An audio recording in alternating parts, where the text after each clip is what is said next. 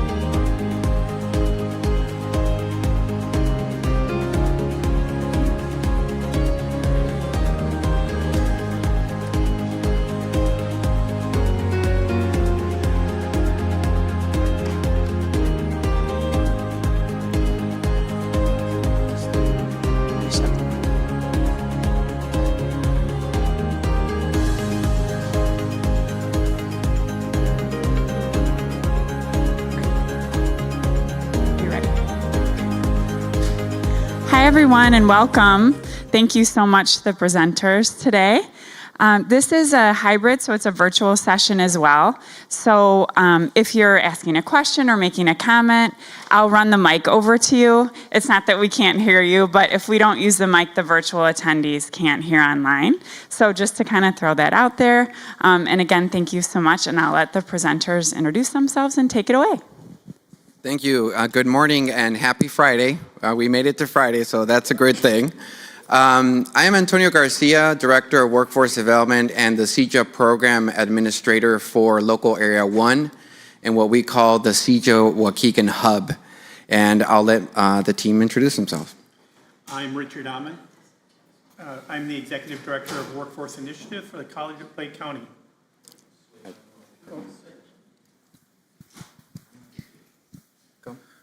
Can you hear me now? There we go. I'm Richard Amon, Executive Director of Workforce Initiatives for the College of Lake County. We are the grantee for the CEJA Workforce Hub. I'm Tracy Aldred with Lake County Workforce Development, and I'm a CEJA manager.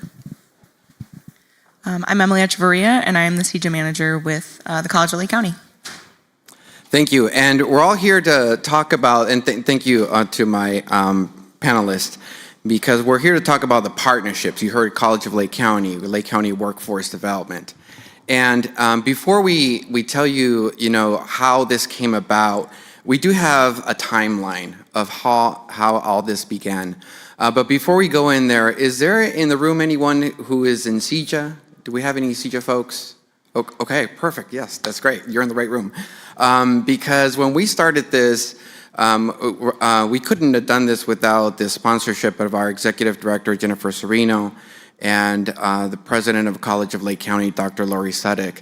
Their vision came together as a partnership, and we just brought it to life. We started writing the grant, and Richard, you won't let me lie, there was a lot of confusions in the language and going back and forth. It was very intense writing that grant to DCEO.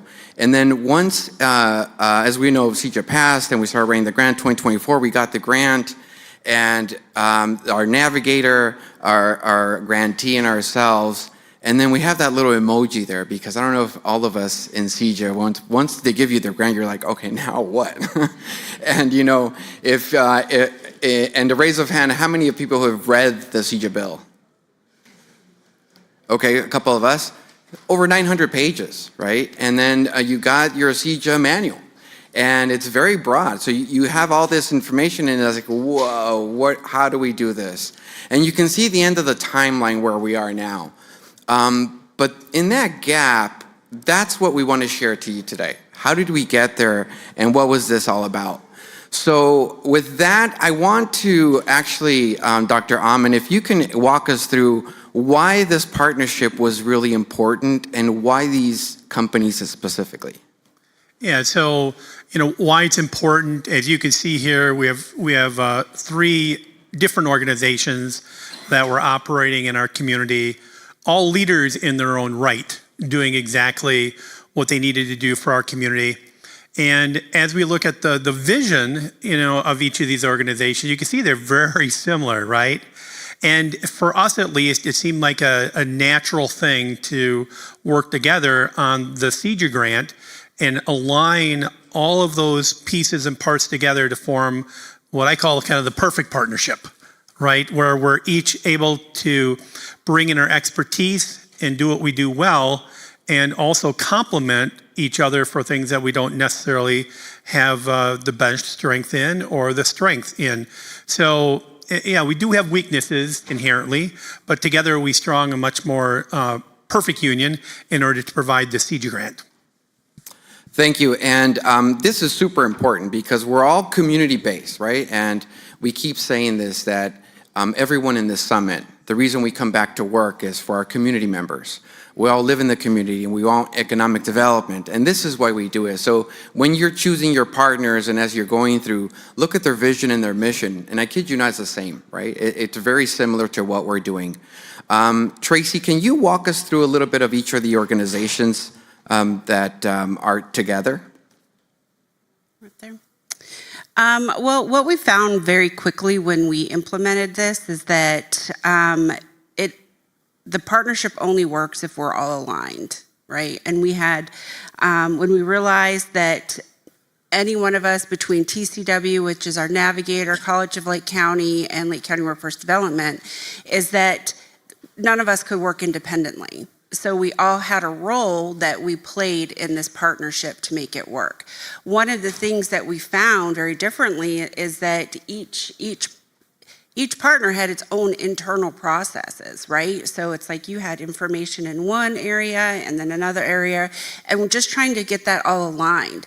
One thing that I can tell you is that we ended up, the College of Lake County ended up doing something that they had never done before, and it was allowing us to have access through CLC, and that was so there was clearer communication when it came to even rosters, participants, to where it was an even flow as we continued moving through the process, and it sounds operational, but behind the scenes, when we're all working and aligned with that operation, it helps the participants flow in their experience through CEJA. I just want to add, so one of the things Tracy was alluding to was we used Microsoft Teams.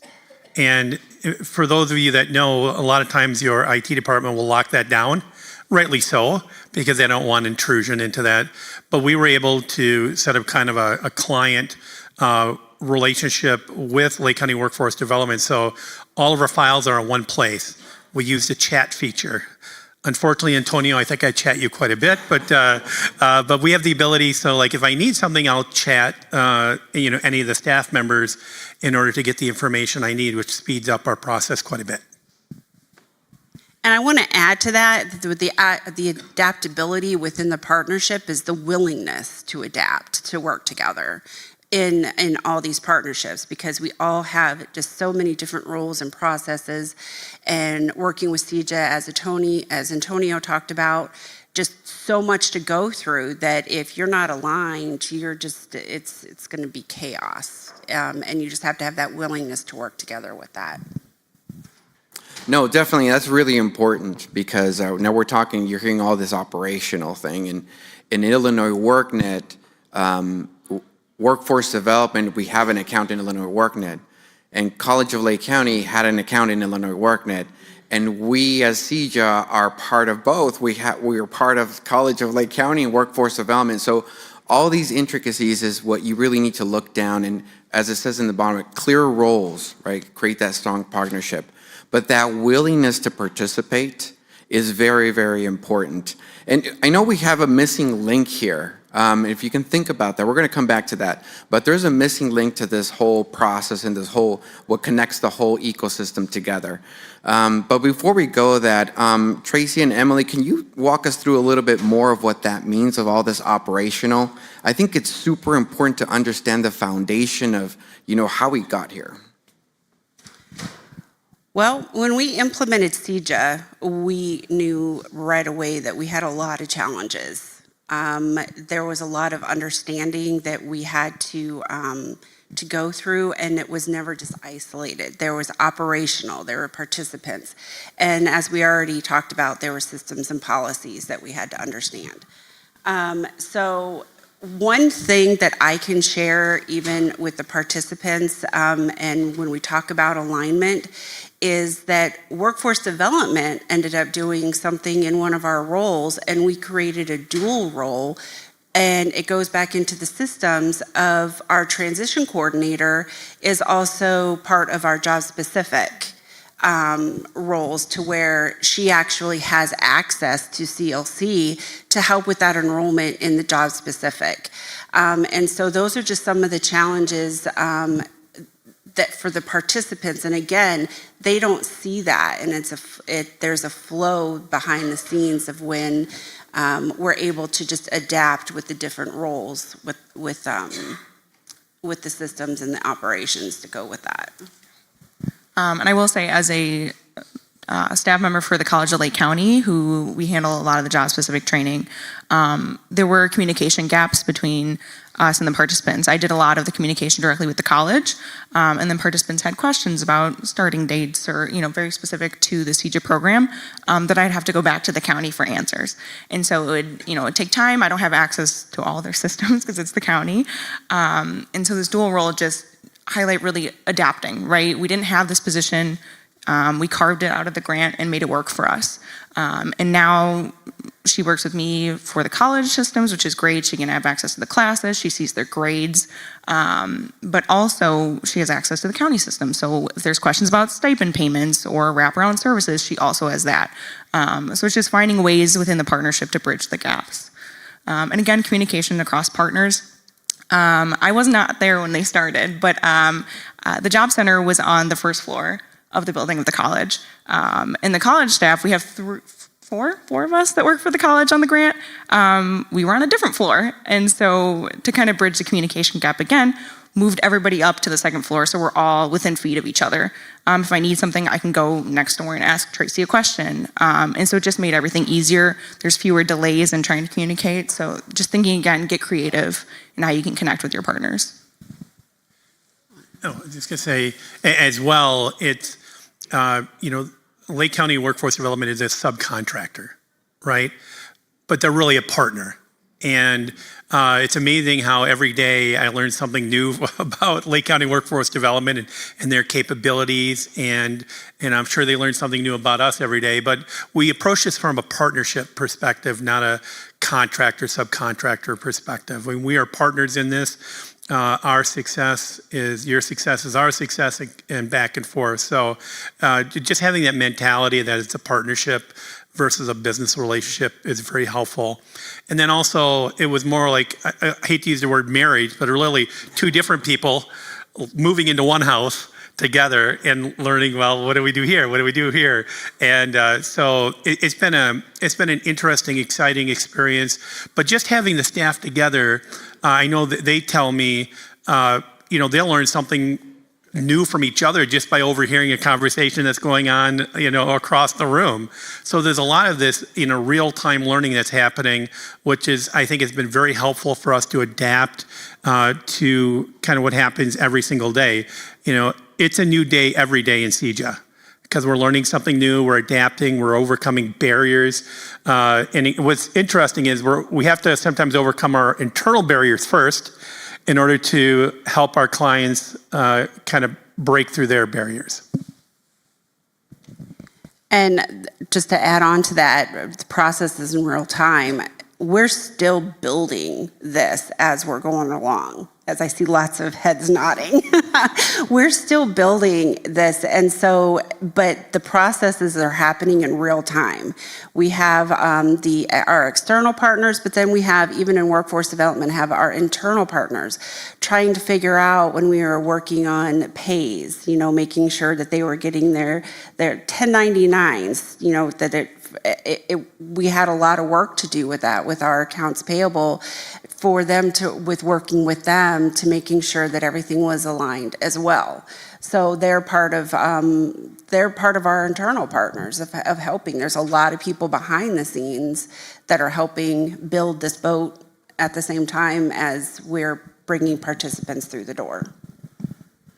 Thank you. Those are all great points. And, I tell the staff we're working as a startup mentality because we're given the manual and we want to work on it and hit those goals directly. And something very important that is, here at the bottom, you have your internal clients too, right? And I don't want to call them hurdles, your internal clients or your internal partners. That's what you need to overcome as well, right? Convincing them, because this is important to you because you got the grant and you have to implement it. But is it important to accounting at the county or somebody else? You might be in line. And is it important to the college? That's just another. They look at just another grant. But we have to have our clients with the supportive services they need on time. They're expecting this great service from us, and it's up to us to really come forward and look at those partnerships and see how we can be creative. And this is why I say we work as a startup mentality. But as we started looking at the manual, the requirements were we have to hire a staff, we need transition coordinators, we need employer coordinators, supportive services, we need to provide supportive services, follow-up services. It's an R3 focused community, just as impacted. Employability skills, resume assistance, job search assistance. Wait, hold on a minute. This sounds a little too familiar. What just popped up in the screen there. And we're already doing it in WIOA, right? We have our career specialists, our business services specialists. It's just another terminology. But we have the framework in Illinois from the Workforce Innovation Opportunity Act that we already do in each workforce local area to do this, right? So it was a no-brainer to have this partnership because we have that foundation, we have that. So for us in the local workforce area 1, it was really, I want to say easy because it was easy for us to really implement it and get it up and running with that and hiring all the team. And that's the whole purpose of the hub, of the vision of what CEJA is to have our clients not go to different locations for services. If they need, training, they can go here, and you can see how CEJA is right in the middle, and all our services come together, right? All our services are in the same building, literally, just a couple of steps away. So if they need additional training, they can go to College of Lake County. They need WIOA services, they can go here. And yesterday we heard about local workforce area 1 in Lake County, how we have the Unify system. And the Unify system connects including our CEJA folks, if they need housing, if they need immigration services, if they need food assistance, if they need unemployment services, we handhold them to those partnerships and we make that referral first. So that's super important. If they need an apprenticeship, we have our apprenticeship specialist, right? Resume assistance, while we help them, our job center already has those scheduled resume assistants and job search assistance as well. So it truly brings the whole hub together by bringing that mentality and those two partners together of how we do this in our local workforce area. But what have we learned about this partnership? There's more to learn, and we want to share a lot, but we only have a couple of, a whole hour here. But Tracy, can you walk us through a little bit of what this looked like as we were building it along? Well, what we saw is that we needed to really look at the suitability versus eligibility for the program, because the requirements themselves, anybody's pretty eligible, but it's about how are we setting them up for success? Are they suitable? Are they ready for the program? CEJA was designed to create opportunities in the community that weren't there, that people in our community really didn't know about. So we opened up this opportunity to them. But as we started looking at it and through the partners saying, you know what, we had people coming through, they weren't ready for this program. They weren't ready to commit. They can sign all the commitment letters they want, but they weren't ready to commit.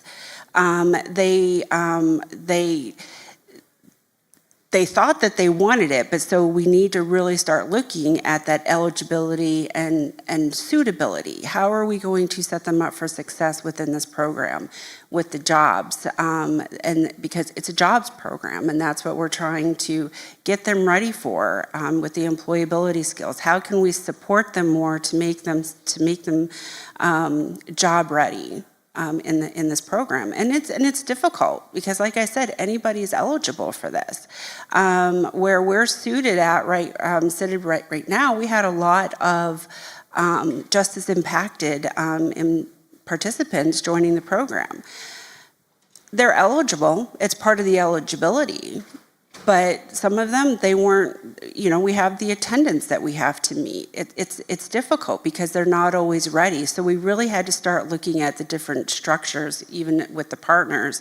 How do we help them get suitable for this program? It's not just saying, oh, no, you're just not suitable, you're not. How do we help bring them in to get them job ready and suitable to go through the program?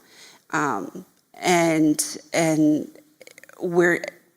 seeing that not just success for the program, but their success. And as we've moved along, Emily and I really have seen that on the front line there of how it really impacts when we really get them ready, knowing what the program is, what the expectations are, setting those forth, and going along the journey with them. It's not just enrolling them and saying, hey, what supportive services did you want? It's being there, having the warm handoffs as they're going through the process and going through the different partners. If with TCW, with College of Lake County, or other resources and external partners that we send them to. It's that warm handoff that's really going to make a difference and part of their success as well. And suitability and readiness can mean a lot of things. Like Tracy was mentioning, it's attendance. Maybe they see this opportunity, they're really excited. You see the $13 an hour stipend, you see, it's paid training, it's a great opportunity. But are you available during the day when we offer the classes? As Tracy had mentioned, there's a pretty large justice involved population. I think we're at 64% of our participants are justice involved. And so a lot of trauma can come with that.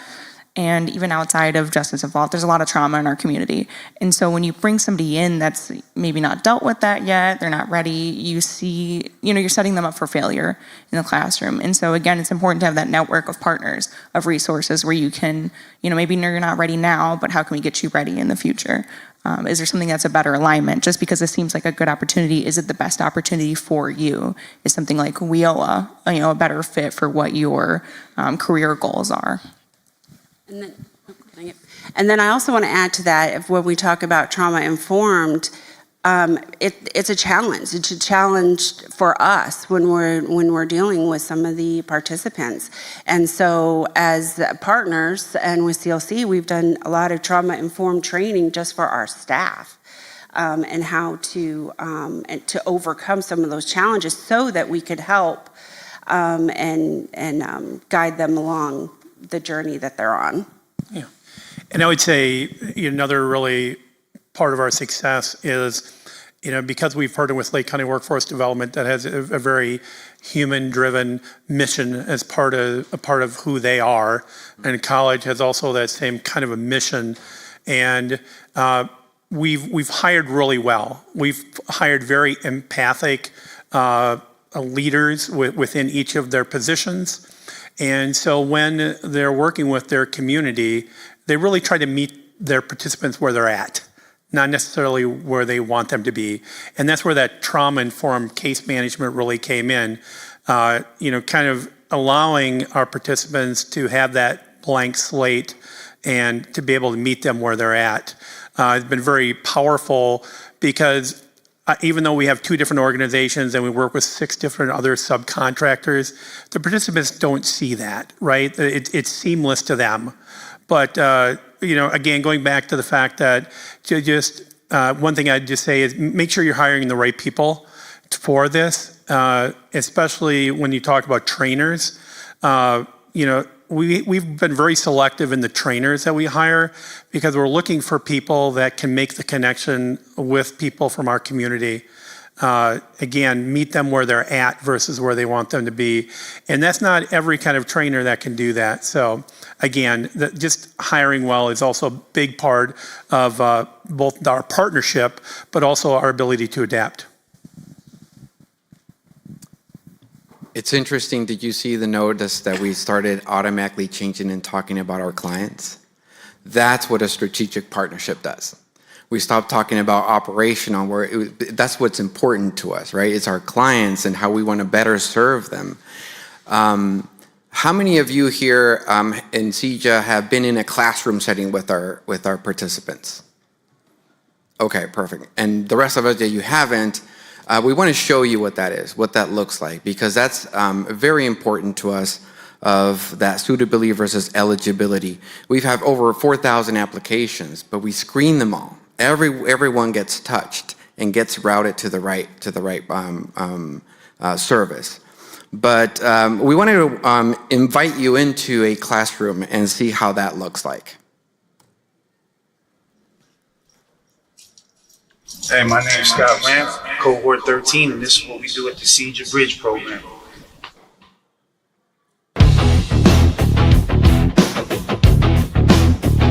The CEJA Bridge program is a gateway to explore career opportunities in clean energy with 4 elements that make up the program: employability skills, classroom work, lab work, and interview training.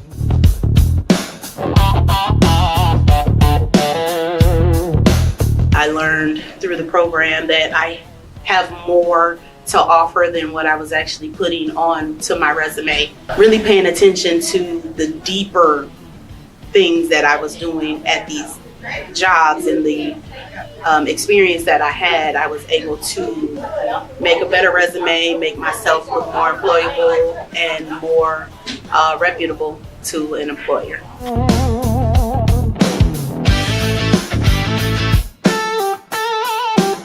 In the classroom, instructors cover core concepts in clean energy, climate equity, sustainability practices, and industry safety standards. I like the hands-on and the way that the class is presented. It makes it easier for you to learn, pass the test, and get going on to your next projects. And you network with other people, so you could get jobs potentially before you even finish this program.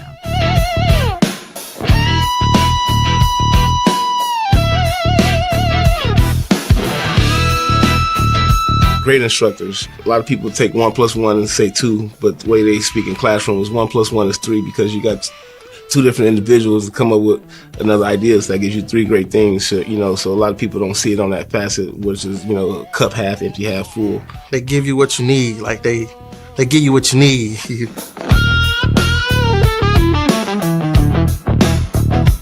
In the lab, participants move beyond theory and into hands-on application, working directly with tools, equipment, and simulated real-world scenarios. It's actually different, the training they give here. Yeah, because other classes, they just, brush through it and give you a few pamphlets to read. But here you actually they talk about it, then you go do the work, Then after you do the work, you talk about it again. And that's pretty good to stay fresh in your mind, A lot of classes don't teach you that.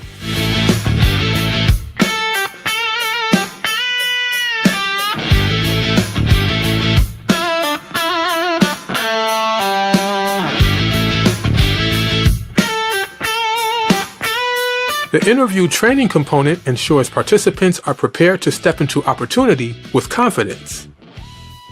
Interview training was very helpful for me because it helped me build my confidence again to speak to interviewers, and it also helped me gain a bit of knowledge on what type of job employment that I'll be looking for. Once the 4-week program is complete, graduates have the option to take one of the 4 advanced technical training courses, such as building and home inspection.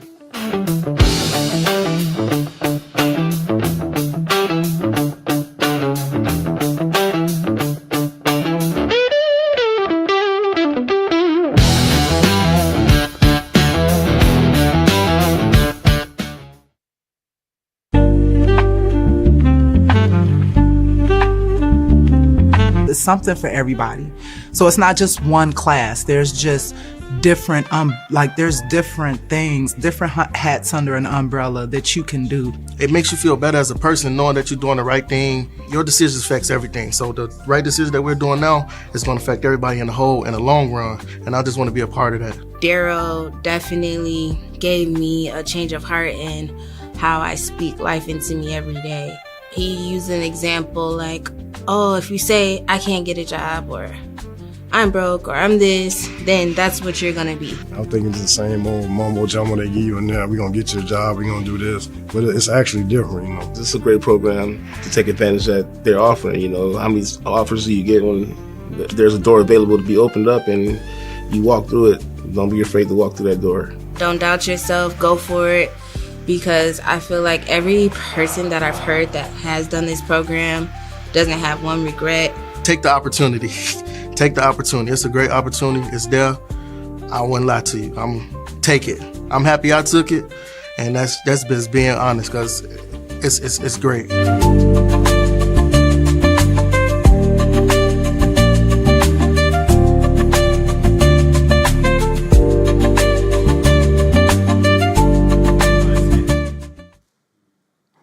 Just want to say that, we show this video during our completion ceremony.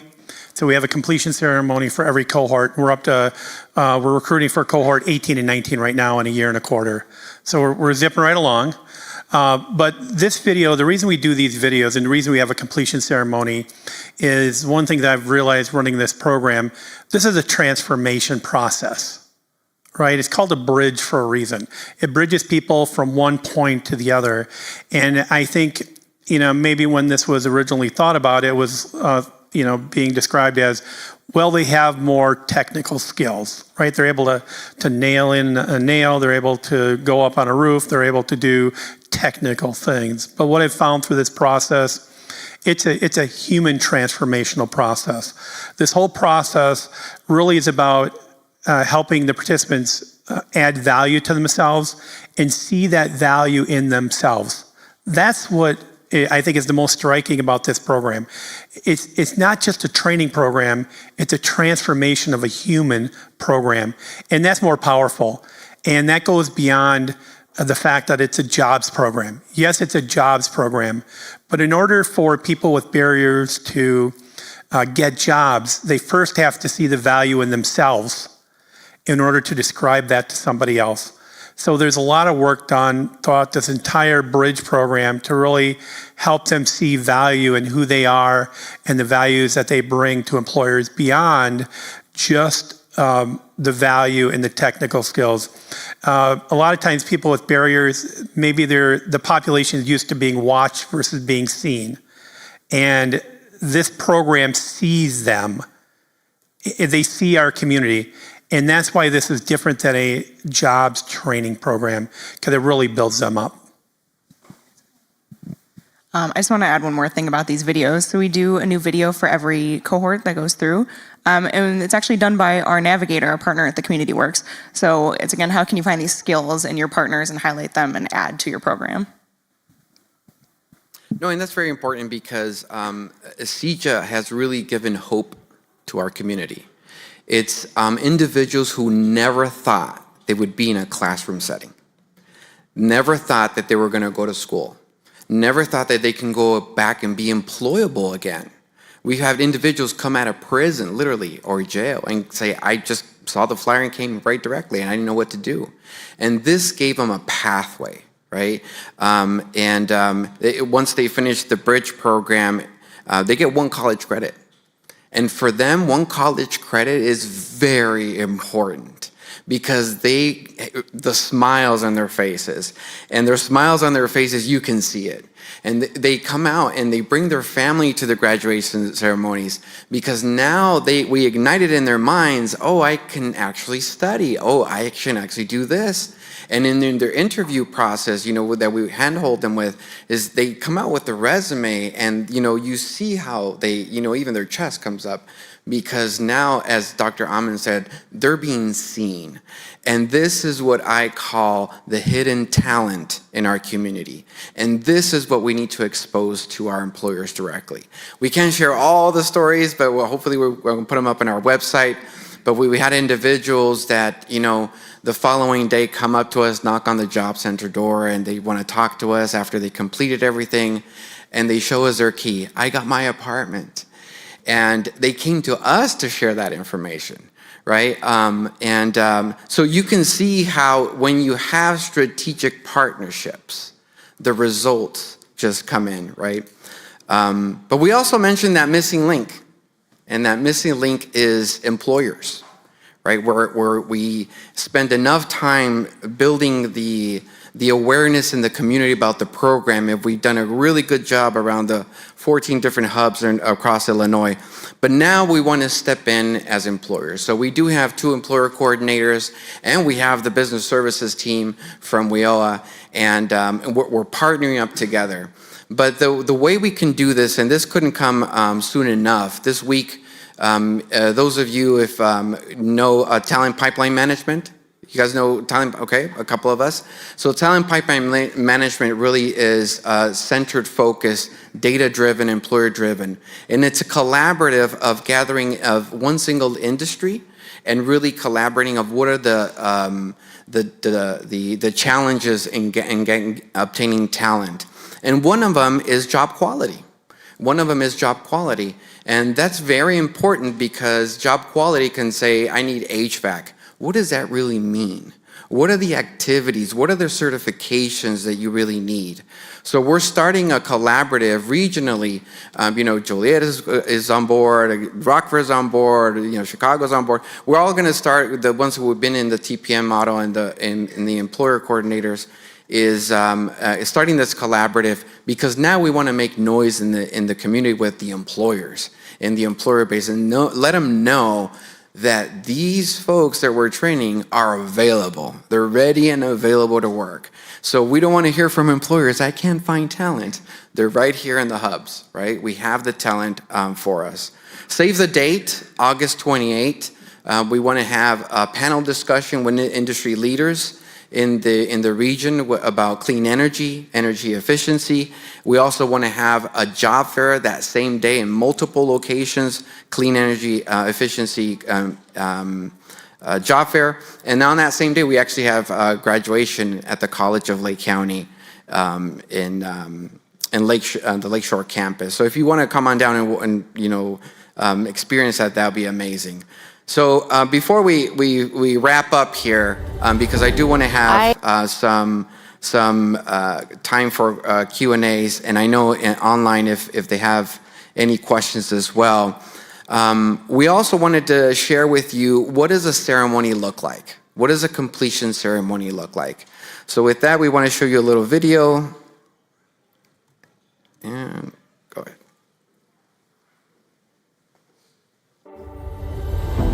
I was born and raised here in Waukegan, coming from a coal community, and never knew about these environmental issues that were directly impacting the community that I call home.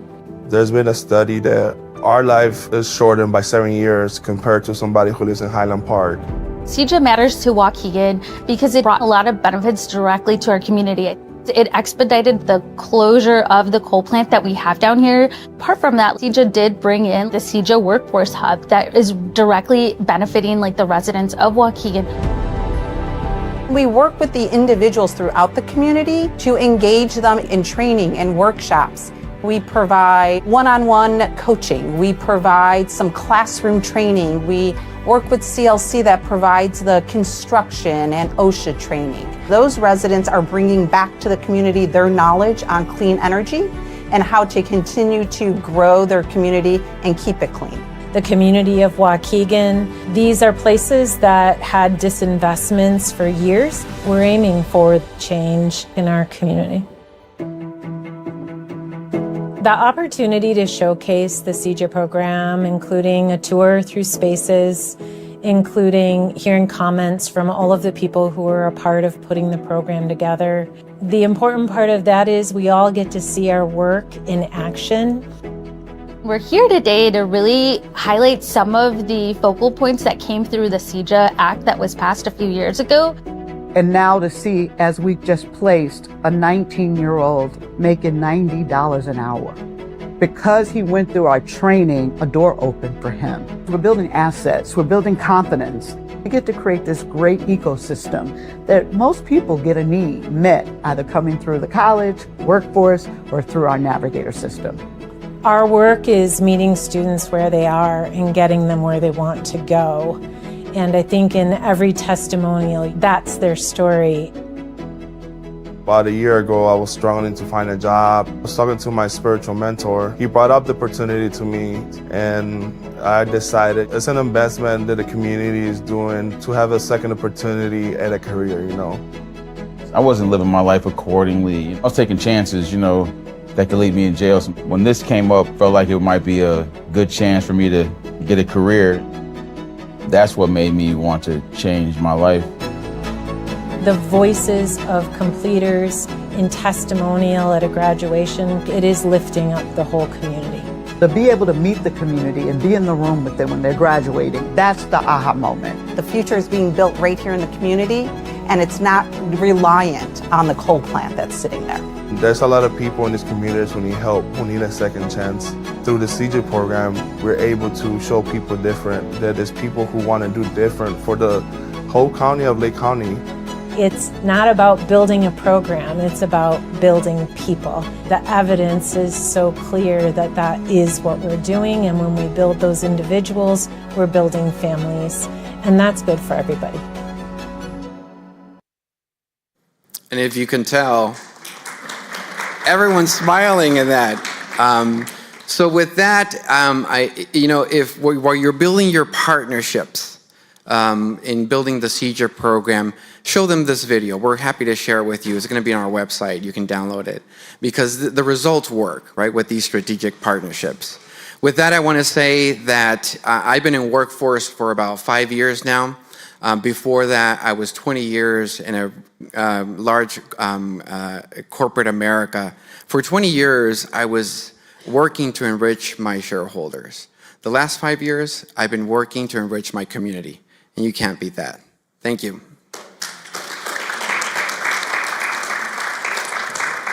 So do we have any questions? Okay, back there. Oh, microphone. Good morning, everybody. My name is Nicole Morrison. I am a regional trainer from local area 7, Cook County. And I learned a lot today. I'm so glad that I actually was here to see this, because in my mind, it was just jobs, jobs, jobs.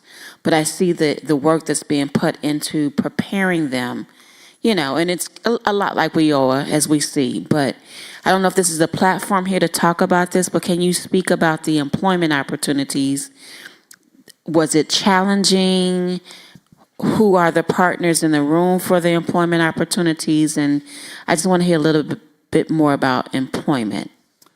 Yes, definitely. And that's why we prepare our students, right, our participants. The key thing is to find your champion employers, because those are the ones that are going to help you, right? Through the work-based learning platform, your employer, talk to your employers, and the employers can be a training situation. They can have them for the work-based learning for a couple of months, or they can hire them. But having that employer champion is what works, because employers talk among themselves. They talk among themselves about procurement tools. They talk among themselves about other things. So they talk among themselves about this as well. So the only challenge that we've seen, and this is across the state, is reentry. And so getting our employers to understand that these are individuals, they're trustworthy, they're back in the community, they're doing everything possible. And we can throw all the insurances and assurances from IDS and everything to employers, but it's really up to the employers. That's why it's super important right now to make that awareness with the employers of the talent that's coming out, right? The talent that CEJA is producing, that's what we want to make. So it is still a challenge, right? We're not saying that it's a done deal. It's still a challenge with our employers, but if you have those 1-2 employers that are your champions, those are the ones that are going to start promoting and making that noise in the community. Yeah, to say that for reentry as well, it's, our program is really not about throwing resumes out there. Right. I mean, the participants will do that, but Antonio and his 2 employment specialists, they're really about creating those relationships first between us and the employer, so that we can then work on the relationship between the employer and the participant, and that takes a lot more time. Again, being new to the to the grant, you learn a lot. And one of the things I've learned through this grant is that this grant was about reaching into communities with people with barriers. and people who've traditionally hit those walls.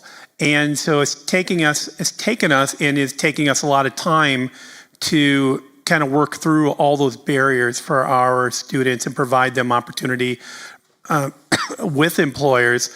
So I know it's a jobs program, but you're also working with people that have significant barriers, not little barriers, significant barriers. As was mentioned, a lot of trauma in our communities, right? So a lot of times we have to kind of work through that first. And also just, I'm kind of amazed, we have a lot of people that literally come off the street in kind of a street mentality, and then they want to get a job. Well, part of our process with them is helping them understand you can't bring a street mentality to a job placement. It's different. You can have that mentality, but an employer, you have to just understand, how to connect with an employer, right? So there's a lot of education that happens to overcome all those barriers. And I would say if they get a job not in the clean energy, I think we have a question back there. If they get a job and not in the clean energy, that's okay. That's okay too, right? Our focus is clean energy, but if we can get them a job, that is okay too. Hi, Jennifer Serino, Executive Director in Lake County. I want to point out when you're talking about employers, and we do have employers, and you talked employer champions.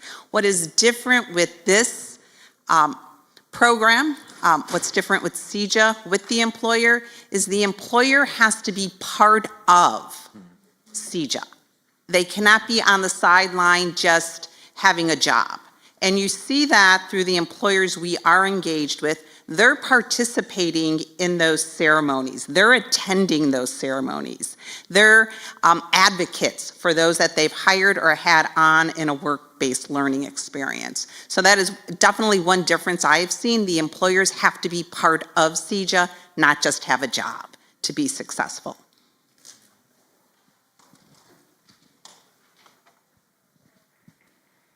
Any other questions?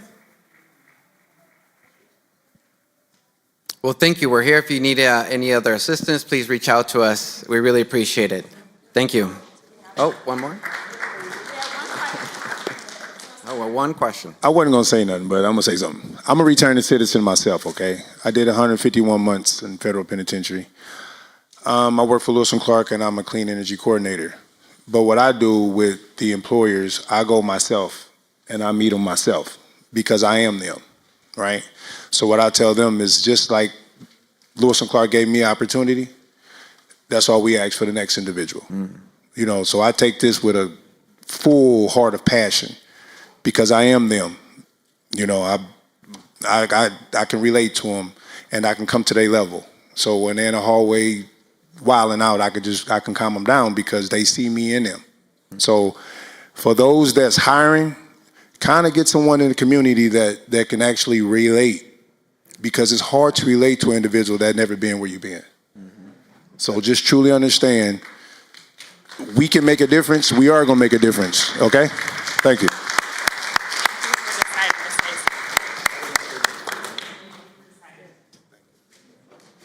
Thank you.